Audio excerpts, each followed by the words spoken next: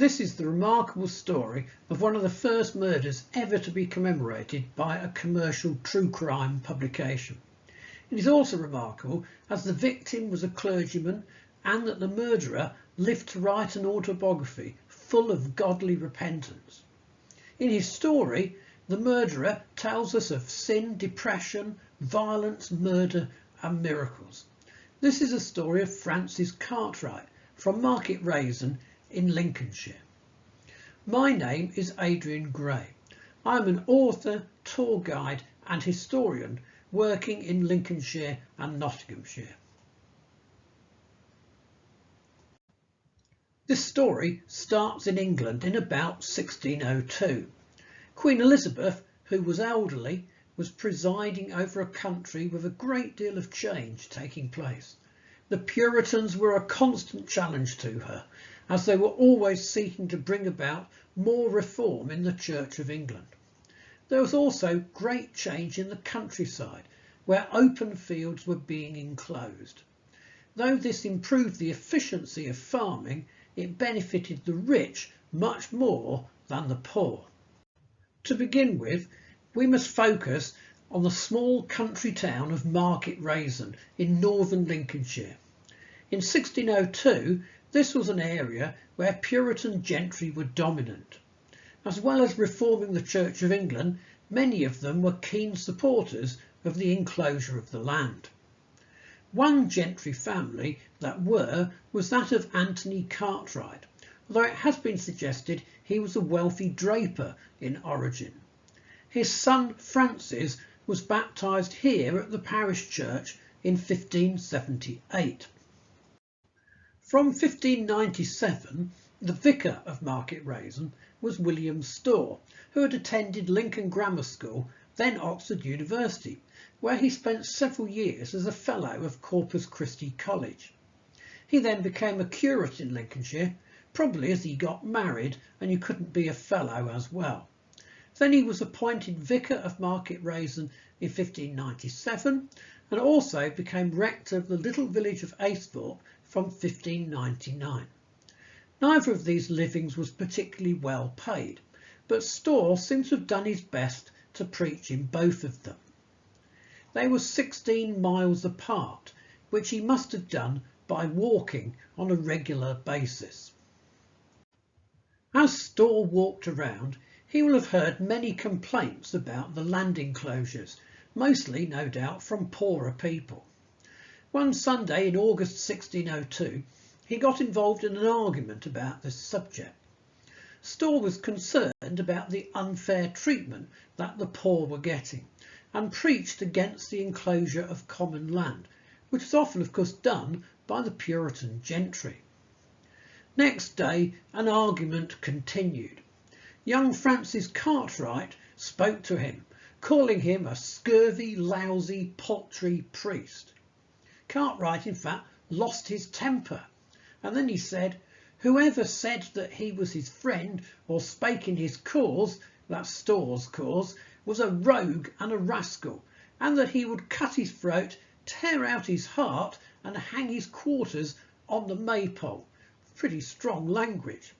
Storr went to the justices for legal protection, but they were evasive and unhelpful. But there were other reasons why Francis Cartwright did not like Storr.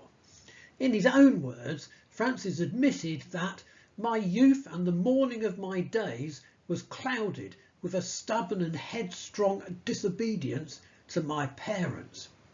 Upon this foundation of my disobedience, he continued, the devil began to build a mansion for himself to inhabit, and so grew my soul a cage of unclean birds, wherein many foul sins were bred, and grew to such strength that I was mastered by them. Well, clearly Storr also noted this behaviour and criticised Francis Cartwright publicly, who duly came to hate him. And he says, continuing, who being a zealous detester of my lewd courses, and both in private and public using sharp reprehensions to me and of me, did thereby kindle in me an hatred, not of my own lewdness, but of his person.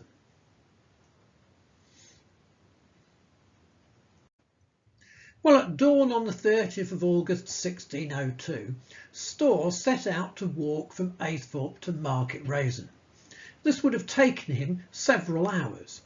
There were few decent roads and he had to travel cross-country using drove roads rather like this one. Perhaps he was thinking of Francis Cartwright as he walked. Since their dispute, Storr had made a few remarks about Cartwright which he complained were sharp and nipping criticisms. Well, Cartwright saw Storr approaching the town alone and gave in to his anger. He dashed to the cutler's shop to get a short sword that he had left there and attacked Storr with it. He slashed Storr's left leg, almost cutting it off. Then he cut at his arms and sliced off 3 fingers. Storr fell into a puddle, but Cartwright continued his frenzied attack. Then a young woman came by and her cries caused Cartwright to run off. You can see her in the picture. Altogether, Storr had 24 wounds. He was carried to the constable's house, but nothing could be done, and he died 8 days later. Cartwright later claimed he had not intended to kill Storr, but he wrote, "Here it pleased God in his just judgment for my hardness of heart and contempt of his word and commandments to give over my hand to wound deeper than my heart intended." I'm not sure this is much consolation for Storr or indeed his widow and children. The people of Market Rasen were outraged, but they also became concerned that Cartwright's friends tried to slander Storr and blame him for the incident. The local people complained of slanderous speeches made against him now that he is dead. Well, in April 1603, the local gentry met in Lincoln and signed a testimonial supporting Storr for having been a good scholar and a careful preacher. Those who signed included prominent local Puritans, including Sir George St Paul, who endowed a hospital in Market Rasen, but it also included some people with Catholic sympathies and a son of a former bishop of Lincoln. Another testimonial was signed by local clergy. These supporters of Storr's widow were so concerned at the lies being spread that they felt it necessary to get an account of the murder into print, including their petitions in support of the Storr family. This was the first of at least 3 publications about this crime. Cartwright was arrested, but the justices, all local gentry, released him on bail. Archbishop Whitgift was very angry about this. His first attempt was to send a messenger to challenge the justices, but it was too late. Cartwright had run away. He escaped to Berwick on the Scottish border, where he was arrested and yet managed to escape again, eventually going via Warwick to Plymouth. Then he crossed the Channel from Dartmouth to Guernsey, but a terrible storm struck up. Writing years later, Cartwright used a psalm to reference how a man can never escape from God. "Whither shall I go from thy spirit? Or whither shall I fly from thy presence? Let me take the wings of the morning and dwell in the uttermost parts of the sea. Yet thither shall thine hand lead me, and thy right hand hold me." He spent 6 months in Rouen, then became a soldier with Sir Francis Vere in the Netherlands at Delft. Vere treated him like a gentleman, although by this time his story was quite well known. Meanwhile, Queen Elizabeth had died, and Cartwright's father was able to gain a pardon for his son from the new monarch, King James. It was alleged that this was due to corrupt dealing. Nonetheless, Francis Cartwright was able to return home later in 1603. Archbishop Whitgift, who was also from Lincolnshire, was outraged that a clergyman had been murdered and yet no one had been punished. He seems to have made King James regret having granted the pardon. However, Whitgift himself died in February 1604. Nonetheless, Francis Cartwright was worried that his pardon might be revoked. As he wrote, "As also his Majesty himself, by whose extraordinary grace I enjoy my breath, was in point of justice very willing that some defect, if possible, might have been found in my pardon, and so I should have undergone the just stroke of the law." So Cartwright feared his pardon might be overturned. With the support of more wealthy people, Mrs. Storr, the widow, brought a law case against Cartwright, but again he escaped, this time on a legal technicality. However, she had many supporters and Cartwright remained very unpopular in his home district. One person who did try to support Cartwright was the godly preacher Francis Trigg. Trigg was a minister at Leadenham in Lincolnshire and later bequeathed a famous chained library to the church in Grantham. He was from a wealthy Stamford family who were socially conservative and who had themselves opposed the enclosures. While Cartwright was in the Netherlands, he had received frequent letters from Trigg. Francis Trigg, though, died in 1606. Of this relationship, Cartwright later wrote, "I received continual solicitings for my amendment, repentance and comfort from one Master Trigg of Long Leadenham in Lincolnshire, a godly preacher, whose daily letters quickened and seconded that good work the Lord had already begun in me." It would seem that through Trigg's letters and other contacts, repentance was stirring in Cartwright's heart. According to Cartwright's account, the dispute with the church was resolved by Sir Peter Warburton, who enforced a public confession from Cartwright before the Archbishop and the House of Convocation. As Cartwright wrote, "I did acknowledge my fault and gave testimony of my contrition and repentance and made a true profession of my religion." Following this, according to Cartwright, Judge Walmsley confirmed his pardon. At last it seemed he was free of any further legal sanction. Meanwhile, Cartwright had decided that marriage might be good for him, and he began to woo a gentlewoman. I've not yet been able to identify who this was. Presumably this was in Lincolnshire and people knew about him. They were reluctant to see him become happy. Some decided to teach him a lesson. As he wrote, "4 men assaulted me with halberts and grievously wounded me, running me through the body and giving me grievous wounds." Amazingly, he survived, but of course we've only really got his word for how bad his injuries actually were. Cartwright took his wife to live at Nettleton with Reverend Dr. Henry Hook, who later became Archdeacon of York. Hook was not only a well-reputed local clergyman, but he was also the son of gentry. Now Cartwright had plenty of chance to learn about faith. However, perhaps there was another side to Hook. He had once been a royal chaplain to James I, but lost his position due to provocative preaching. Later, though, he faced multiple accusations before the Court of High Commission for criticising corruption in the church, but in return was also accused of adulteries. Cartwright went to Grantham, where he got into repeated arguments with a man he called Master Riggs. Many times Riggs tried to provoke an argument, so that Cartwright thought he wished to cause a fight and get himself killed. Clearly Riggs had got an understanding of Cartwright as a man of violent temper. Well, on Cartwright's way home, somehow he met Riggs again, and this time Riggs assaulted him with a sword. there was a fight and Riggs was injured.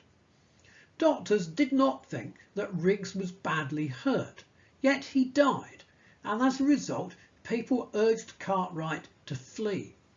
But he saw this latest incident as a judgment upon him. God was not going to let him go. He wrote, "I knew and had before tried that I could not fly from the wrath of God, though I were covered with mountains or hid in the causes of the earth."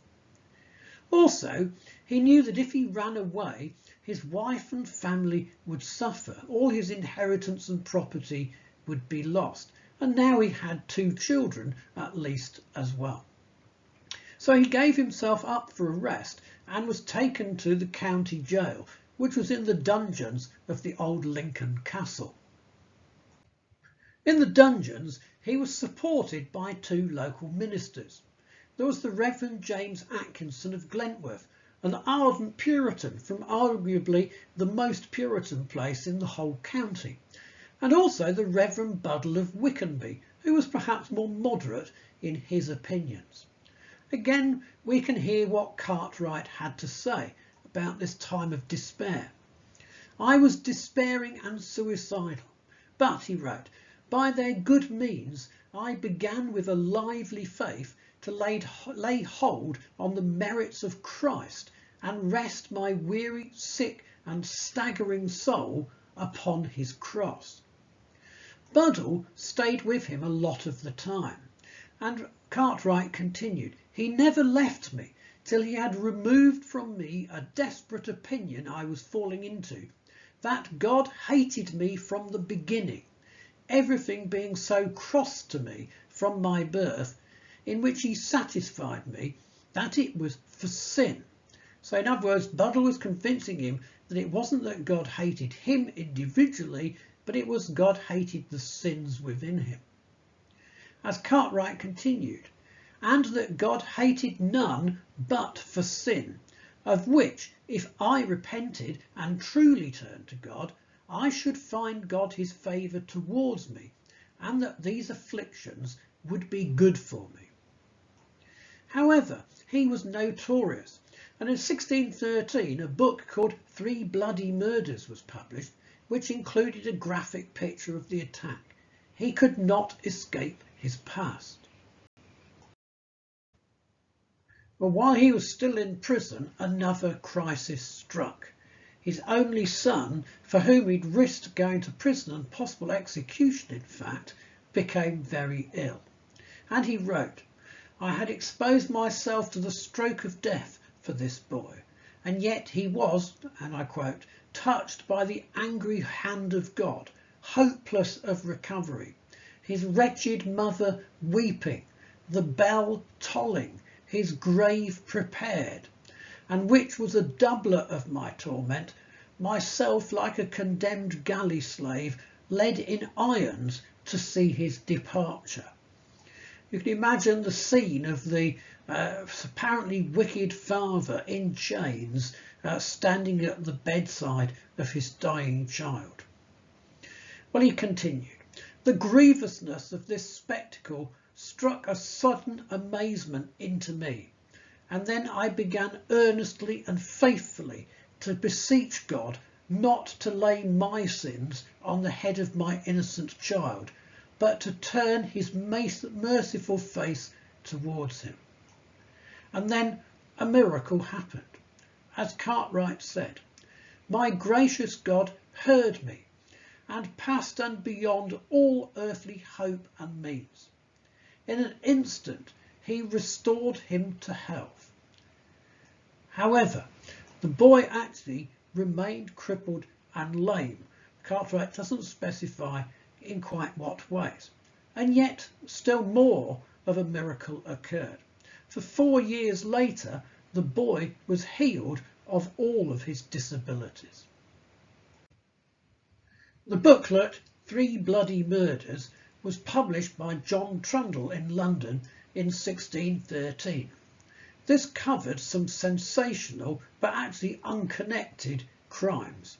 However, it included a print of the murder of Storr, which certainly closely matches all the details of the event that we're aware of.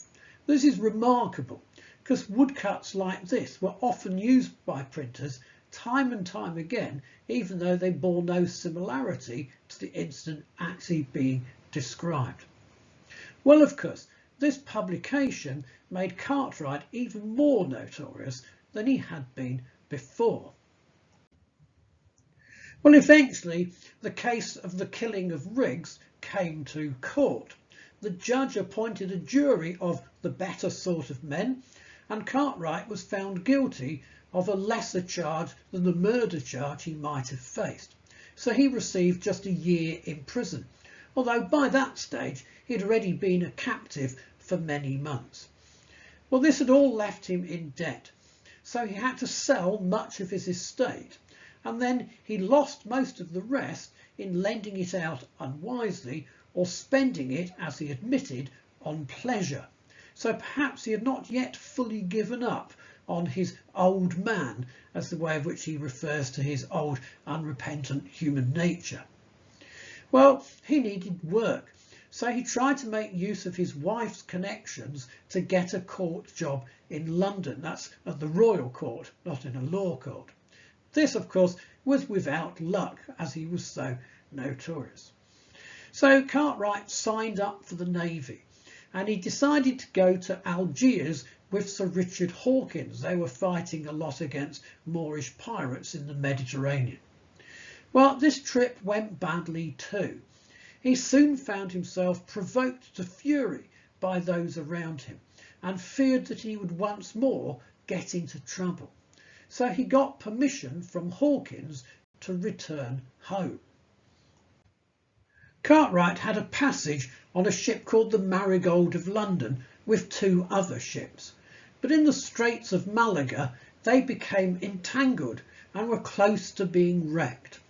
He feared that this was yet again God's judgment against him, and that the sailors would perhaps treat him like Jonah and throw him overboard. Well, his ship, the Marigold, was left on its own, and near Gibraltar was attacked by 5 Turkish or Moorish ships.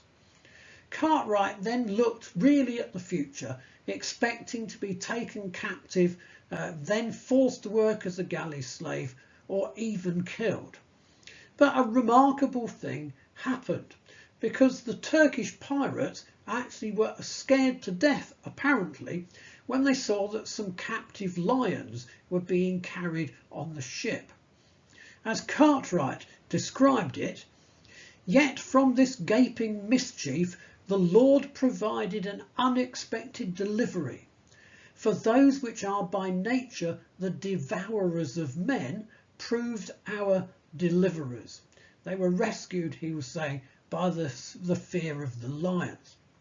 Well, more possibly, the Turkish pirates took this to mean that the ship was a friend of Algiers and so did not attack it.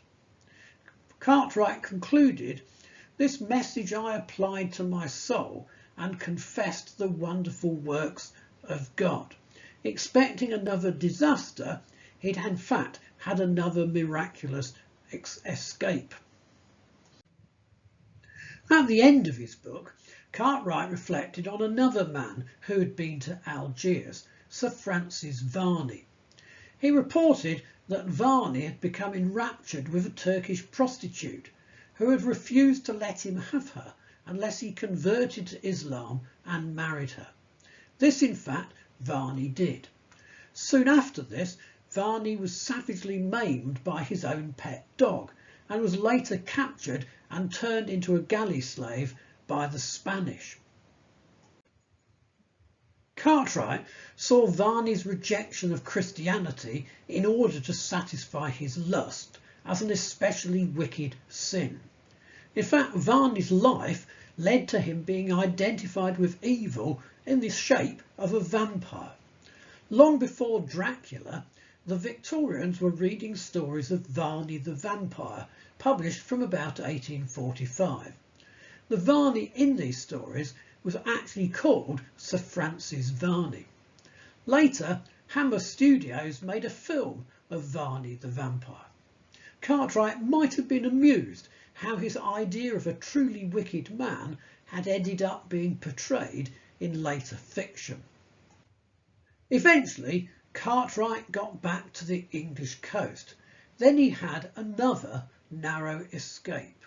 As he described it, "At Deal I landed, and in my way to Chatham, as I was hastily coming out of the hired coach which I came in, my sword suddenly fell out with the point up, nor could I stop myself, but violently with all my weight I fell upon it. Yet the Lord turned the harm from me, and betwixt my arm and body it slided in. Of which escape then and now I make this use, that though I had escaped the threatenings of the sea, the furies of the Turks, myself had that about me the Lord could destroy with me at any moment." So he was challenged by this again, that the sword, perhaps that two people had died through his actions, could almost have led to his own demise. And yet the Lord stayed his hand to give him a chance of further life and perhaps true repentance. This time Cartwright gave up on Lincolnshire and settled in London. There his associates included William Crashaw, who had been a minister in Yorkshire. Crashaw was a member of the Virginia Company and actually preached a sermon before Lord de la Warr before his departure for Virginia in 1610. This is the man who gave his name to the state of Delaware. Crashaw was a good scholar, eloquent preacher and a strong Protestant. In 1617, Crashaw became rector of St Mary's, Whitechapel. Other associates included Dr Thomas Goad and Daniel Featley, who helped him while he was in Lambeth. As he wrote, "They have most powerfully opened my eyes and enlightened my heart and soul to see, seal and taste God's judgment and mercies, mine own sins and transgressions, the peace of conscience and the difference of sinners penitent and impenitent." Well, Thomas Goad lived in Lambeth from about 1612 as chaplain to the Archbishop of Canterbury, and Featley was rector of Lambeth from 1619, later becoming a very important figure in the 1640s. Despite the tone of much of Cartwright's autobiography, neither of these two were really strict Calvinists. Cartwright himself also showed some tolerance for Catholic practices, though rejecting their doctrines. For example, he discussed how praying to saints might seem attractive to a sinner like himself who feared to speak to God. Interesting attitude, you might think.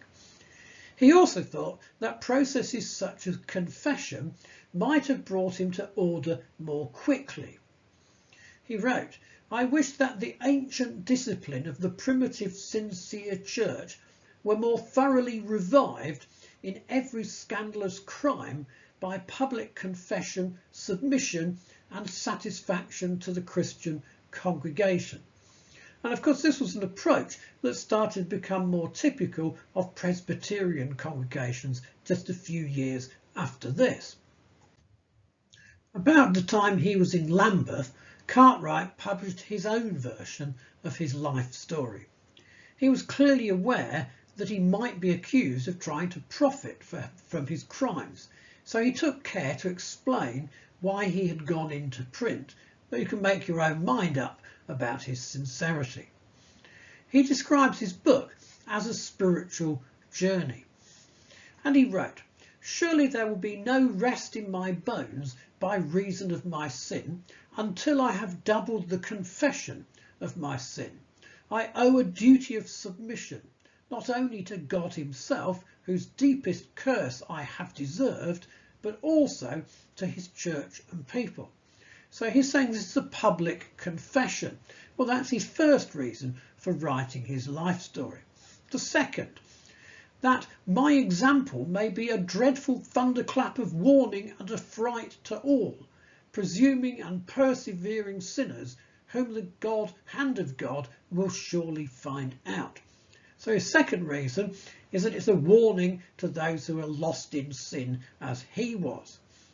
And the third reason, he writes, the world may see the power and goodness of the Almighty, that hath not forsaken me, even when I fled from him and from myself.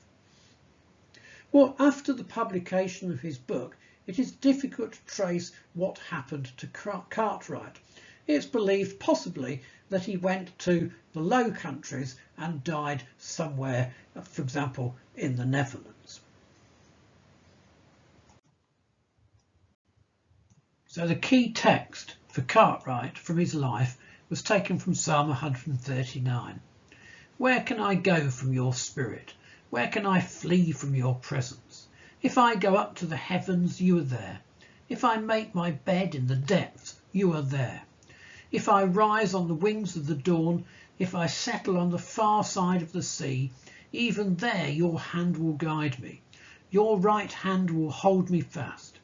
If I say, surely the darkness will hide me and the light become night around me, even the darkness will not be dark to you. The night will shine like the day, for darkness is as light to you.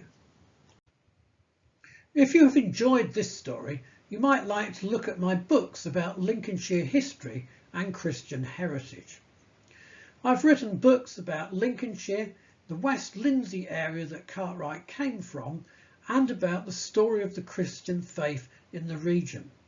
These include a great deal about the Puritan era, including in fact the Mayflower Pilgrims as well. Our West Lindsey book covers all the places in West Lindsey with lots of details about other entertaining and interesting people. All of these books can be ordered from the website of Bookworm Retford. You can also contact me about our guided tours, taking in places linked to the Wesleys, the Pilgrims and the early Baptists. We also regularly organise little history walks and talks around some of the popular local villages. If you're interested in any of that, please contact us at Pilgrims and Prophets.